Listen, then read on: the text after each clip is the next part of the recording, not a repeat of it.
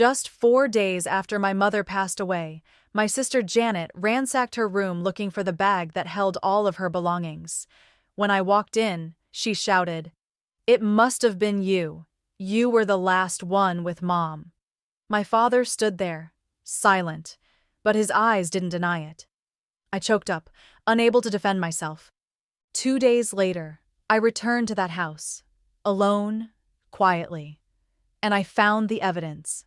Something they couldn't deny. But this story isn't just about false accusation. It's about betrayal. It's about the bleak, suffocating journey my mother endured in the final days of her life, right inside that very house. Where are you watching this from? Leave a comment below, and don't forget to like and subscribe, so I can tell you the whole truth. My name is Claire, 27 years old. I grew up in a small 2-bedroom house on the outskirts of a farming town, Westford, Massachusetts. Ever since I was little, I got used to climbing up the old wooden stairs to sleep in the attic, where winters were freezing cold and summers were filled with heat and sawdust. Meanwhile, my sister Janet, 3 years older than me, was given the large pink room with a window overlooking the fields. Dad said Janet needed space to create because she liked to paint. But all through school, she never once won any awards in the art competitions. My father worked part-time at a local farm, a quiet man, frugal, who always preached fairness. But that so-called fairness never seemed to include me. My mother was an architect, often away on business trips. Her time at home was rare, and when she was there, I'd stay close by her side, listening to the rhythm of her pencil tapping on the drafting board, the sound of her phone calls, and the lingering smell of morning coffee in her mug. I truly left that house only when I went off to college. I got into the Human Resources program at the University of Massachusetts.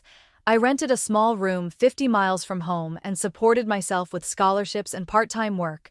I only came home during major holidays, Christmas, New Year's, sometimes Thanksgiving, like a guest no one really looked forward to seeing. Janet, on the other hand, dropped out after a year of art school and worked as a receptionist at a local company. She told me, "No one makes a living off painting." My dad fully supported that decision, as if dropping out was perfectly reasonable for Janet. Meanwhile, I, despite covering my own tuition, had never once heard a word of praise from him. Everything started to change in my final year of college. One morning, I got a call from the attending physician. My mother had had a workplace accident at a construction site. A scaffold had collapsed, and she fell from a height of about 8 feet, suffering a head injury. She was unconscious in the ICU. I took leave from school immediately, quit my job, and caught the next bus home. For nearly a month, I stayed at the hospital, changing bandages, cleaning her, talking to her even though she hadn't woken up. My sister only showed up twice, once when Mom was first admitted, and once more when she was discharged to recover at home. Janet shrugged and said, "Going to the hospital won't change anything." My father said nothing, but the way he turned away and gave a slight nod told me he agreed with her. Even though she was allowed to return home, Mom was never the same after that accident. Her old conditions, high blood pressure, heart failure, grew worse. She had to take at least 6 different medications daily, thankfully mostly covered by insurance. I came back to care for her occasionally, but most of the time I'd call via video, send medicine, or wire money from my weekend job. 3 years later, I was sorting through resumes for a new HR hire at my company when I got a text from my father. It simply read, "Your mother passed away. Early this morning. Come to church for the service." No call, no warning, not a word explaining the cause or the circumstances. I froze. From the office, I caught the fastest bus home. By the time I got there, the funeral had already begun. Everything felt rushed.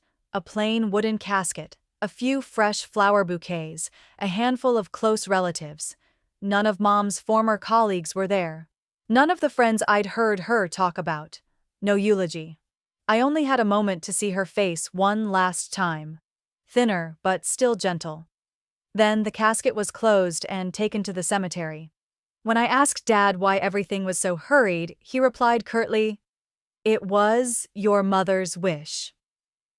I don't know what unsettled me more, the suddenness of losing her, or the way my family rushed to end it all as if she were just another item to check off the schedule. Either way, I couldn't have imagined. This was only the beginning of a far greater nightmare I would be forced to live through, from beginning to end. 4 days after the funeral, I returned to the old house without warning. The sky was overcast, gray clouds blanketing the town. I stood at the door for a few seconds, my hand resting on the doorknob like a reflex, then pushed it open. Inside, the scent of damp wood and old fabric lingered, the smell of a childhood that had never been warm. My father, Frank, sat in his armchair, holding a flyer for storm-proof windows. He nodded when he saw me, but said nothing. His gaze was cold, as heavy and thick as the air in the house. Upstairs, I heard familiar footsteps. Janet. Now Janet Lee, after getting married. I climbed the creaky wooden stairs. In my mother's room, Janet was hunched over, rummaging through the vanity drawer. She wore a beige sweater, her hair neatly tied. She barely glanced at me. "Mom's blue bag is missing," she said, like announcing the weather. I asked which one. "The soft blue leather one she kept under the dresser." I looked around. The bedside table, the chair she used to read in, everything looked the same, but the air didn't. "What was in that bag?" I asked. "Jewelry, documents, bonds, could be over 100 grand," Janet replied, arms crossed. I shook my head. "I didn't take anything. I only came for the funeral." At that moment, my father entered. Janet said, "Claire had the key to the back door. Last weekend, she came by after Mom's eye appointment." I nodded. "Yes. But Mom gave it to me." "She was alive then." My father stayed silent but frowned. Janet continued, "Other than Dad, you were the last person here before she died." I stepped back. "Are you accusing me?" "No one's accusing," my father cut in, voice low, strange. "But if you took it by mistake, just return it. End it peacefully." I froze. All the years of caring, the meds, the money, gone. They didn't need proof, just a reason. And I was it. I breathed deep, steady. "I didn't take it. I don't know where it is. Keep looking if you want. I won't stop you." Janet said nothing. My father turned away, coldly muttering, "For now, don't come back. Things are too sensitive." I nodded, saying I'd come in the morning to organize Mom's photo box. Then I walked out, quietly. But inside, it wasn't tears. It was a crack. Not from the suspicion, but from the fact they didn't even try to hide it. From now on, if I wanted the truth, I couldn't rely on trust. I'd need proof. The next morning, I returned to the house, not out of desire, but because of a promise. The photo box Mom once asked me to sort through. I brought a canvas bag with gloves, a notebook, and a hard drive. I knocked. No answer. The door was unlocked. The scent of stale coffee and moldy air lingered, untouched since yesterday. My father sat at the kitchen table, staring out the window, silent. I moved toward the living room bookshelf. As I bent down, Janet came through the back door, holding a thick notebook and receipts. Her pace quickened, her eyes sharp. "I checked," she said, setting the book on the table. "It's not just the bag. Mom kept all her savings, her wedding ring, watches, gemstone bracelets. Over $120,000. I stood up straight. "I didn't take anything. I was here for the funeral, yesterday, and now, for her photos." Janet smirked. "You know it too. You were alone with her. You had time, the key, and the motive. Money." My chest burned. Motive? Who sent her medicine? Who sat by her hospital bed for a month? Janet shrugged. "Helping doesn't mean innocent." I turned to my father. "Is that what you think?" He stared into his cup. "No one's accusing. But if you took it, just return it." His words hit like stones. The man who once held my hand now sat negotiating justice like it was a trade. I stared him down. "I didn't take it. But if you keep saying I did, I'll prove otherwise." Janet tapped the notebook. Good. Let the truth decide. I left, not just on foot, but with a shattered heart. Outside, rain started. But the cold wasn't from the sky. It was from the truth. The last people I could call family had chosen doubt over love. And I knew. This was just the beginning. 2 days later, I came back. But secretly, I knew Dad and Janet were at church for Cousin James's engagement. Mom had mentioned it. The schedule was clear, morning till early afternoon. A part of me felt guilty, but the stronger part knew if I didn't act, no one else would seek the truth for me. I parked away, walked through dew-wet grass, shoes soaked. I used the old backdoor key Mom had given me, slipped inside. The house creaked, empty. I headed straight to Mom's bedroom. It still smelled of herbal tea and old wood. I searched every drawer, the nightstand, under the bed. Nothing. Then I remembered. One morning at breakfast, Mom said she installed a small camera to check if she forgot her meds. I hadn't cared then. Now it was a lifeline. I knelt to tie my shoe, and saw it. A small glint between the wardrobe and wall. I reached in. It was Mom's phone. Navy case. Black screen. Dead. Then, car doors. They were back early. I clutched the phone, slipped down the hallway, out the back, closed it quietly. Back in my room, I charged the phone. Underneath, a small envelope labeled "To Claire" in Mom's handwriting. Inside, a letter. She suspected Frank of stealing money. Recently, he drank, gambled. She installed a camera. The final line shook. Everything in the blue bag. I leave to you. Only Claire deserves it. I froze. For once, Mom chose me. Not just with love, but with trust. The screen lit up. I tried her birthday. Wrong. Wedding date? Wrong. Janet's birthday? Wrong. One last try? My birthday. It unlocked. And everything began from there. I sat frozen before the phone screen in my small rental room, the glow from the desk lamp casting shadows across my hands, making the world around me feel utterly still. When the home screen appeared, I knew I had to open the video folder. My heart pounded, not out of fear, but from a deep sense that something monumental was about to unfold. My mother had indeed installed a camera. No one knew, except her. And now, me. I opened the most recent video, just from a few days ago, the moment I picked up the phone from between the wardrobe. The camera angle was from the ceiling, facing the window, so discreet and precise that I shuddered at my mother's quiet brilliance. I rewound. Another video appeared.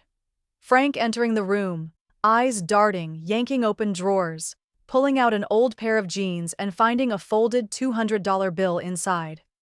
He smiled, like a child who'd found hidden candy. Then Janet appeared. Long coat, gloves on, unlocking the bedside drawer with a key and pulling out the blue bag. One by one, she took out a gemstone necklace, 2 diamond rings, a 10-ounce gold pouch, and a stack of cash. She said nothing. Frank stood by the door, arms folded, watching, not stopping her, not surprised, as if it had all been arranged. I sat in stunned silence, my fingers gripping the phone white-knuckled. I fast-forwarded to the morning my mother died. A little after 5 a.m., she was sitting on the bed, pill bottle in hand, when Frank walked in with a glass of water. "This doesn't look like the usual pills," she said quietly, suspicion in her eyes. "Same brand, just different packaging," Frank replied calmly. Then, left. She waited for him to go, searched the cabinet, but the old bottle was gone. She staggered, tried to reach her phone but didn't have the strength. The camera captured her collapsing beside the bed, her hand still reaching. No one came back. She lay there, until the light left her. I don't know when the tears started, but I knew then, this was no longer a family conflict. It was a crime. I opened my contacts and found the name my mother once mentioned, a private investigator. My hands trembled, but my gaze was steel. "Hello, Elijah. This is Claire.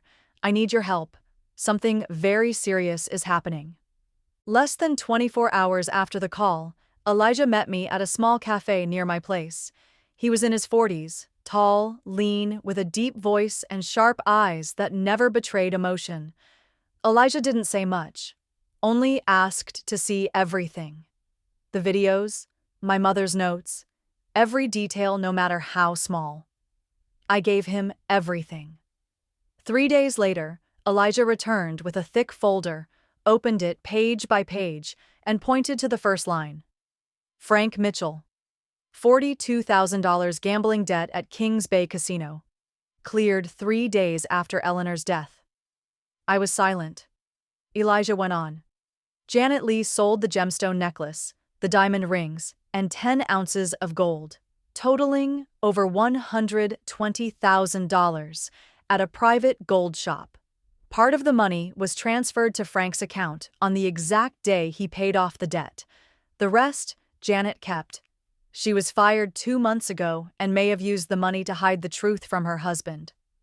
I couldn't speak. Everything began to fit like distorted puzzle pieces. Why they rushed the funeral, why they blamed me, why they avoided any emotion tied to my mother. They hadn't just taken her assets, they had hidden her will. And somehow my mother died after taking tampered medication. I looked at Elijah, my hand resting on the heavy file. He looked back, calm but firm. Claire, this is no longer a family matter. This is theft, financial abuse, and potentially involuntary manslaughter. You need a lawyer. Now. I nodded.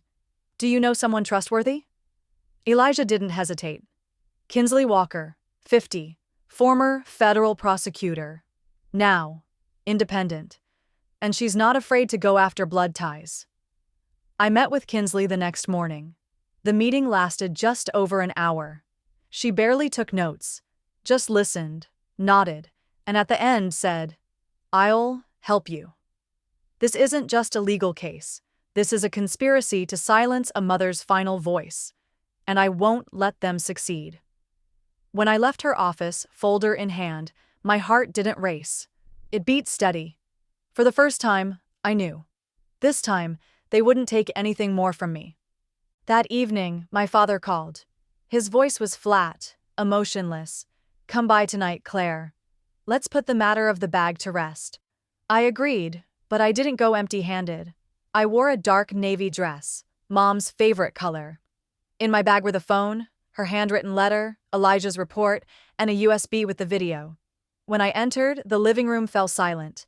Janet sat next to Dad, hair curled, makeup perfect, as if preparing for negotiation, not confrontation. My father held a cup of tea, eyes averted. I sat down. No greeting, no preamble. Frank spoke first. "After reviewing things, your sister and I have concluded that you took the bag." I asked, "Based on what?" Janet cut in, her voice sweet but hollow. "Not an accusation. Just that, the bag was worth over $100,000. But if you return just $50,000, we can settle this peacefully." I laughed, dry and quiet.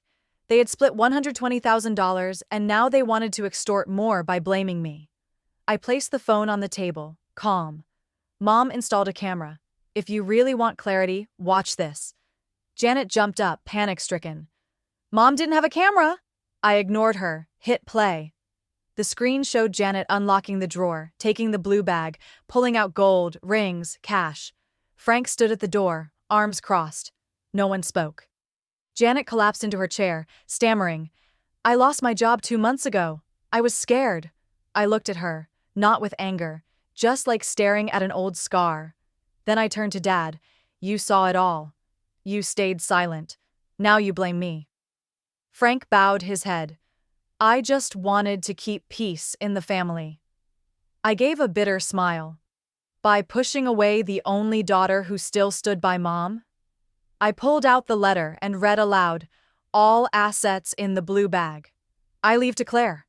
Only Claire deserves them." I set the letter down and looked at them. Janet wept. Frank kept his head low. But I wasn't finished. I played the video of Mom confronting Dad about the pills, and the moment she collapsed, alone. Frank stood up, angry. "You brought that back up?" I replied, calm. "Not me. Mom did, and now my lawyer will handle the rest." I walked out of that cold room, leaving behind two people who now had nothing more to say. The house was silent as a grave. But this time, the dead left behind evidence, and I, her daughter, wouldn't let it be buried. Back at my rental, lying on the worn sofa, my phone buzzed. A message from a familiar number, though no longer a familiar bond. "Janet, you really plan to repay Dad by sending him to prison?" Then another. "Mom's gone. How long will you keep digging?" No apology, no remorse, just one last effort to twist the truth, shift the blame onto me. Like they did all throughout my childhood, when Janet broke things and blamed me, and Dad nodded in silence, as if fairness were a favor to be handed out. I put the phone down. I didn't respond. Some truths don't need rebuttals, they just need to be seen in the light. A week later, on Monday morning, I got a call from Kinsley, my lawyer. "Claire, the police have reviewed all the footage. They've requested a warrant. They'll visit Frank's house today." I said nothing, just nodded, even though she couldn't see it. By noon, the news came. The police arrived. My father didn't resist. He was taken quietly. Neighbors didn't understand. They only saw the familiar man in his old brown coat led to a police car, hands cuffed, eyes tired like the damage he'd done. In the interrogation room, as Kinsley later recounted, Frank initially denied everything. He said my mother was forgetful, that the doctor changed the pills, that people were overreacting. But when the video played, him switching the pills, standing still as his wife collapsed, he couldn't deny it anymore. Frank bowed his head and confessed. "I had gambling debts. I didn't know what else to do. At first, I just meant to take some jewelry. But things got worse. When she started suspecting, I thought if she got a little weaker, she'd stop trying to control everything. I didn't think she would die." It wasn't the confession of a murderer, but it wasn't the words of a father either. It was the sigh of a man who had gambled away his soul. 3 months later, at the preliminary hearing, Frank Mitchell was sentenced to 7 years in prison for involuntary manslaughter with intent to financially benefit. Janet received 2 years for organized theft, along with 5 years of probation. The house, where I once had to sleep in the attic, was handed over to me, as stated in the will and my mother's documents. When I heard the sentence, I didn't clap, didn't feel relief, nor triumph. I only felt calm. For the first time in many years, the truth wasn't buried in silence. And this time, I knew. I was no longer the forgotten child in the story of my own life. I ended my rental lease on a gently sunny morning. The weather was unusually kind, as if life itself was trying to be gentler with me after a long stretch of storms.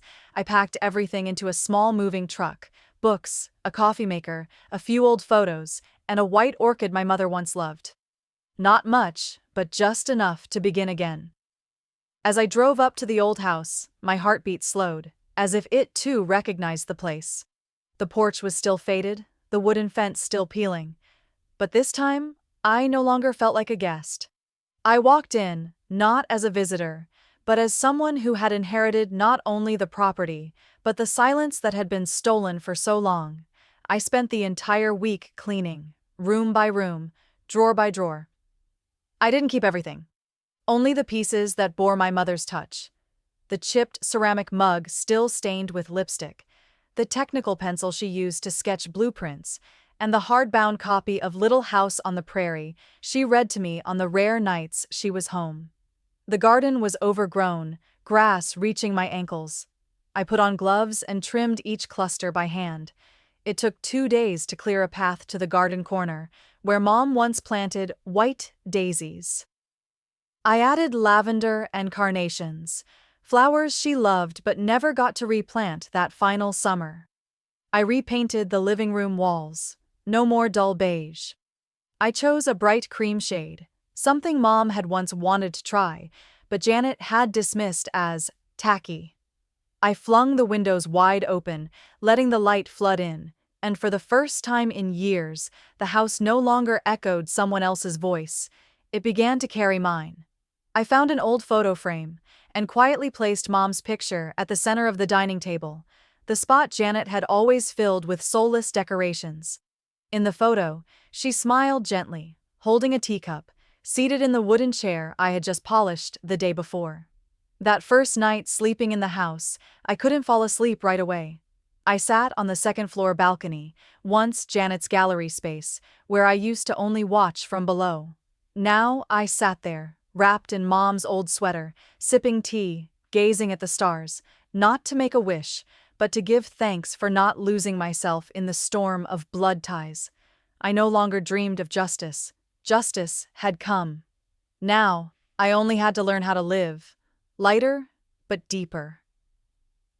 2 years later, on a quiet October afternoon, I unexpectedly received a message from an unknown number.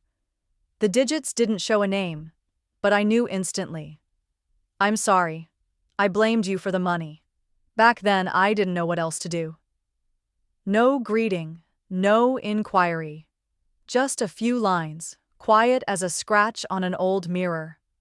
It didn't need a signature. I knew it was from Janet. I stared at the message for a long time.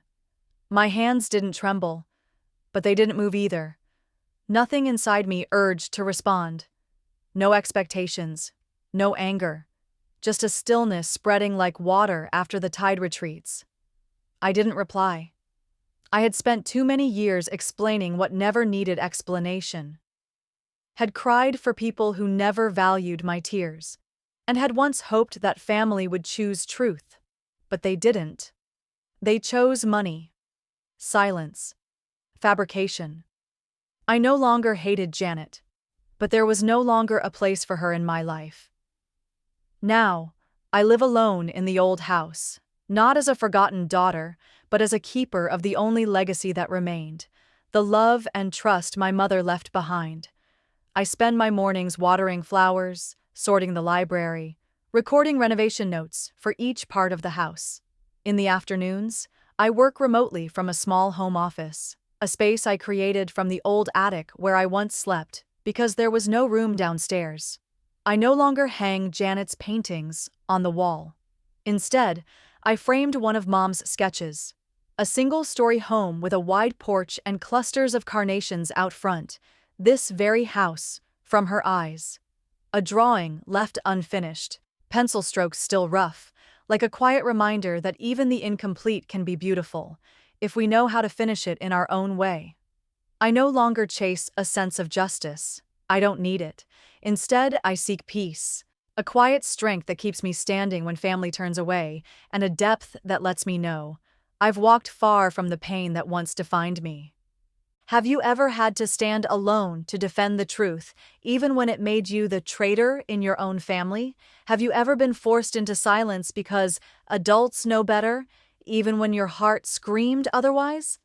If so, share your story in the comments below, because maybe your courage will help someone else move through fear and find their voice.